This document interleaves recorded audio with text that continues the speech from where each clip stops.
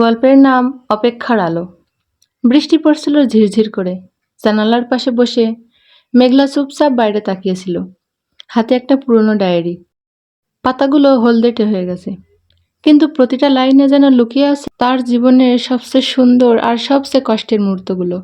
আজ তাদের বিয়ের 5 বছর পূর্ণ হলো, কিন্তু আজও আরিফ বাড়িতে নেই। মেঘলা আর আরিফের বিয়ে হয়েছিল ভালোবেসে। খুব বড়লোক না, খুব গরিবও না, একটা সাধারণ সংসার। কিন্তু তাদের ভালোবাসা ছিল অসাধারণ। বিয়ের প্রথম দিন থেকেই আরিফ একটা কথা বলতো, আমাদের হয়তো অনেক টাকা থাকবে না, কিন্তু আমি চেষ্টা করব তোমাকে কখনো কাঁদতে না দিতে। মেঘলা হেসে বলতো, আমি টাকা চাই না, আমি শুধু তোমাকে চাই। সে ছোট্ট বাসা, সন্ধ্যায় একসাথে চা খাওয়া, ছাদে দাঁড়িয়ে গল্প করা, সবকিছুতেই ছিল এক অদ্ভুত শান্তি। কিন্তু সুখ সবসময় একরকম থাকে না। বিয়ের 2 বছর পর আরিফের চাকরি চলে যায়। হঠাৎ করেই যেন সবকিছু বদলে গেল। আগে যে মানুষটা সবসময় হাসি খুশি থাকতো, সে ধীরে ধীরে চুপচাপ হয়ে গেল। সারাদিন কাজ খুঁজে বেড়ায়, রাতে ক্লান্ত হয়ে ফিরে আসে।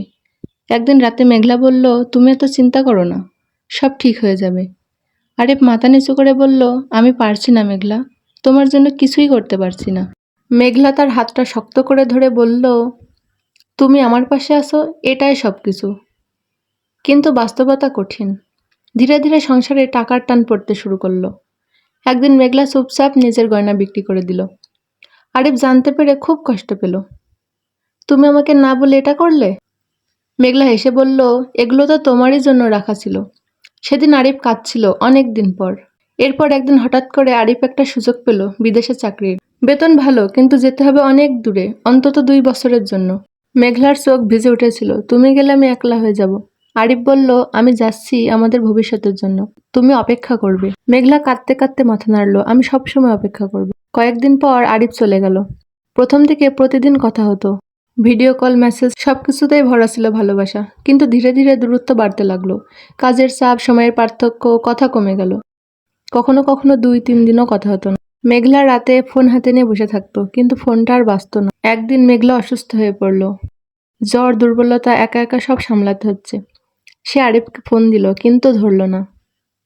মেসেজ করলো, তুমি একটু কথা বলবে, আমার খুব দরকার। ঘন্টার পর ঘন্টা কেটে গেল, কোনো উত্তর নেই।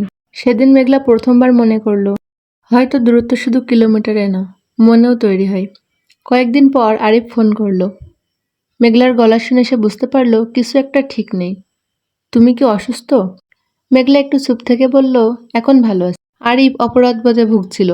আমি খুব ব্যস্ত ছিলাম, মেঘলা তাকে থামিয়ে বলল, আমি বুঝি। কিন্তু তার কণ্ঠে যে কষ্ট ছিল সেটা লুকানো যায়নি। সময় কেটে গেল, 2 বছর পূর্ণ হলো। আরিফ ফেরার কথা, কিন্তু সে বলল, আরও 1 বছর থাকতে হবে, একটু টাকা জমাতে চাই।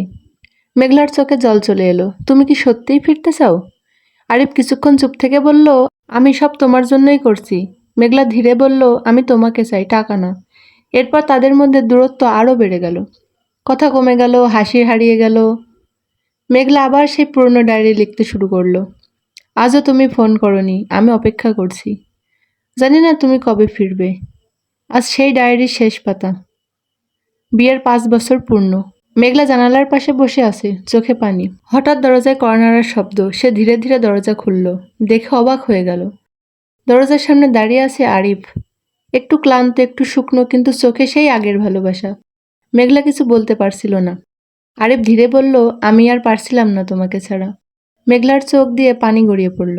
তুমি এত দেরি করলে কেন? আরিফ এগিয়ে এসে তার হাত ধরল। আমি ভেবেছিলাম তোমাকে সুখ দিতে টাকা দরকার, কিন্তু বুঝেছি তোমার সুখ আমি। দুজনেই চুপচাপ কাঁদছিল। আরিফ বলল, আমি সব ছেড়ে চলে এসেছি, যদি তুমি এখনো আমাকে চাও। মেঘলা তার বুকে মাথা রেখে বলল, আমি কখনোই তোমাকে ছাড়িনি। সেদিন আবার সেই ছোট্ট ঘরটা ভরে উঠল ভালোবাসায়। কোনো বড় স্বপ্ন না, কোনো বড় চাওয়া না, শুধু একসাথে থাকার শান্তি। আসলে ভালোবাসা সবসময় কাছে থাকলে বোঝা যায় না। কখনো কখনো দূরত্ব শেখায় কাকে সত্যিই দরকার।